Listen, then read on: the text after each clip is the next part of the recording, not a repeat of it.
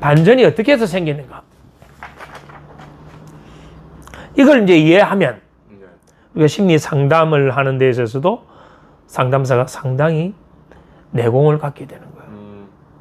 자, 부모가 폭력적이거나 강압적이거나 너무 지나친 권위적인 그런 어떤 태도를 계속 보인다면 그러한 억압적이거나 비우호적인 성장 환경에서 자란 아이는 긍정적인 어떤 격려나 지지나 피드백을 못 받았죠. 그래서 자기가 어떤 감정을 드러낼 때마다 부모는 자신의 감정을 한 번도 수용해주지 않고 공감해주지 않고 긍정적인 지지나 격려도 안 해주고 오히려 핀잔 주고 꾸중하고 처벌을 했다. 그러면 이 아이는 자신의 감정을 이제 어떻게 해야 되나요? 숨겨야죠. 계속 숨기고 억압해야 되죠. 그걸 뭐 하는 거다? 반전시켰다.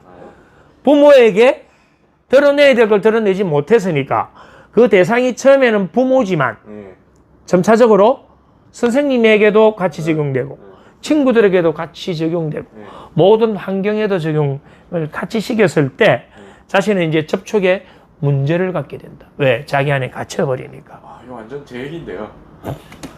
뭐 이야기할 때마다 다 본인 이야기야. 얘기인데요, 이거. 그거 체크해 넣으세요. 본인 이야기라고. 반전이 지금까지 배운 4개 중에 반전이 제일 크게 와닿네요. 아, 그래요? 네, 반전이 제일 자, 그럼 두 번째 원인을 또 한번 봅시다. 자, 이렇게 부모든 대상이 주변 권위자든 또는 친구든 간에 나는 반전을 시기 때문에 말이에요. 근데 이런 반전은 뭐냐면 본인이 원하는 게 아니에요. 처음에는 뭐냐면 그 환경, 그 상황이 내가 반전을 택하는 것이 나의 안전과 생존에 더 유리했기 때문에 나는 반전을 택했을 뿐이거든. 그래서 처음에는 환경이 자신을 반전하게 만든다 이 말이에요.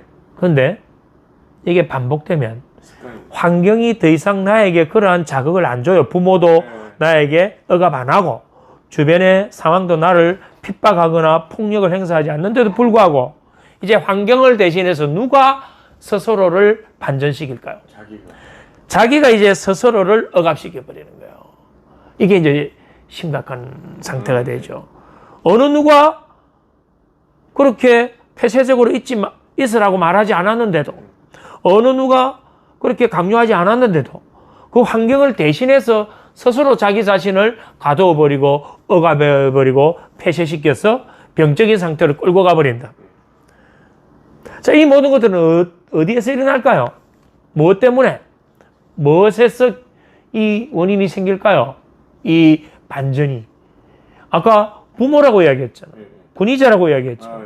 결국 뭐에 의해서? 그렇죠. 그럼 이건 본인이 선택한 게 아니다 이 말이에요. 이 반전은. 내사에 의해서. 만약에 본인 성향이 설사 조금 내향적인 성향을 갖고 있다 하더라도 환경이 내사 들어온 게 긍정적으로 많이 들어왔다면 반전보다는 내 감정을 솔직히 표현하는 훈련을 했다면 이게 병적인 상태로 가지는 않겠죠. 그럼 이런 반전의 발생은 내사에 의해서 일어난다. 자, 초기에는 외부 환경과의 전쟁을 합니다. 뭐냐면 처음에는 부모와 다투기도 하고 부딪혀보기도 하는 거예요. 그리고 권위자와 대항해서 싸워보기도 하고 친구와 대항해서 싸워보기도 하는데 이런 과정에서 본인이 뭐 상처만 있고 패배했다 이 말이에요. 그러면 이제 외부와의 전쟁을 그만두고 그건 더 이상 의미가 없다. 그래서 이제 내부적으로 전쟁을 하는 거예요. 초점이 안으로 들어오는 거죠. 이때 이제 내부 갈등이 생긴다. 이걸 내가 아까 표현한 게 내전 상태다. 내 안에서 이제 전쟁이 일어나는 거죠. 반전이 일어나게 되면 내 안에서 여러 가지 문제를 일으키는 걸 내전 상태다 이렇게 표현을 한 거예요. 자, 이러한 상태를 처음에는 자기 스스로 의식을 합니다. 아, 이래서 내가 지금 내가 내 스스로에게 일을 하고 있구나. 그래서 이 어떤 뭔가 문제가 나타났을 때 이 문제가 상대에게 원인이 있었다면 네가 이렇게 했기 때문에 이 문제가 이렇게 났다면 이 문제에 대한 책임을 네가 져야 돼. 이건 네 잘못이야라고 분명히 표현을 해야 되는데도 이 표현을 못 한다 이 말입니다. 어떻게 할까요? 아이고 이게 내가 또 바보짓을 했네. 분명히 이 친구가 원인이 있음에도 불구하고 모든 걸 내 안으로 돌리는 거예요. 내부에서 전쟁을 하는 거죠. 그래서 처음에는 자신의 그런 상태를 의식을 해서 이건 내게 아니야. 그래서 또다시 외부와의 전쟁을 시도해 보지만 내 내부적인 갈등으로 계속 반복돼 가는 순간에 나중에는 이것들이 뭐가 되어버리면 패턴화 되어버린다. 습관화 되어버린다.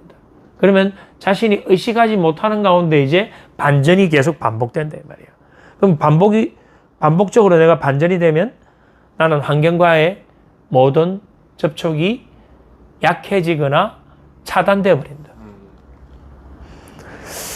실제 이런 경우는 참 많아요. 뭐냐면 상담 과정에서 내담자가 이제 가장 이런 문제를 해결을 잘하려면 내담자가 자신의 문제를 표현해 줘야 되잖아. 근데 이 반전이 심한 내담자 같은 경우는 지금 모든 문제를 자기 안으로 초점을 다 맞춰놨거든. 밖으로 표현하는 훈련이 잘 안 돼 있어요. 그래서 내가 이 표현하는 게 자신에게 도움되는 경험이 없었거든. 그래서 지금 내가 이 상담자에게도 내 안에 있는 걸 지금 끄집어내는 거에 대한 훈련이 안 돼 있다 보니까 그냥 뭐 뚝뚝하게 앉아 있거나 잘 모르겠어요. 할 말 없어요. 심지어는 여기에 상담을 하러 부모가 손을 잡고 왔는데도 상담할 때는 그렇게 하고 집에 가면 부모가 또 전쟁을 합니다. 나 상담 안 할 거야. 난 충분히 혼자서 극복할 수 있어. 왜 거기에 나를 데려갔어? 이렇게 하면서 원망을 또 하기도 하죠. 이게 뭐냐면 어쨌든 처음에는 본인이 의식하지만 이것이 반복되어 버리면 이미 습관화되고 중독되어 버린다. 자, 이런 것들이 내부적 갈등이 빠른 시간 안에 해결되지 못하고 습관화되고 중독되어 버리면 이건 이제 내적인 충동에서 멈추지를 않아요. 신체적인 문제를 이제 하나씩 일으키기 시작합니다. 신체적인 이제 긴장을 일으켜요. 신체적 긴장은 다른 말로 하면 스트레스예요. 그리고 스트레스가 뭐에 만병의 근원이다 이라고 해요. 그러면 처음에는 내가 정신적인 부분으로 내적으로 들어와서 내전이 일어나는 상태예요. 근데 이것이 점점 습관화되고 완전 중독 상태가 된다면 이제 내 정신적인 부분에서 거치는 것이 아니고 우리는 정신과 몸이 하나로 연결되어 있잖아요.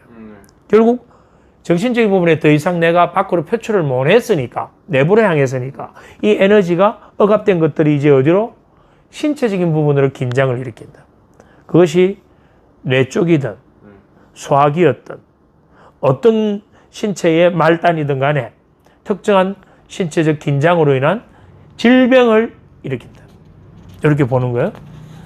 그러면 이제 반전이 어떻게 해서 일어나는가 이제 알게 되었습니다.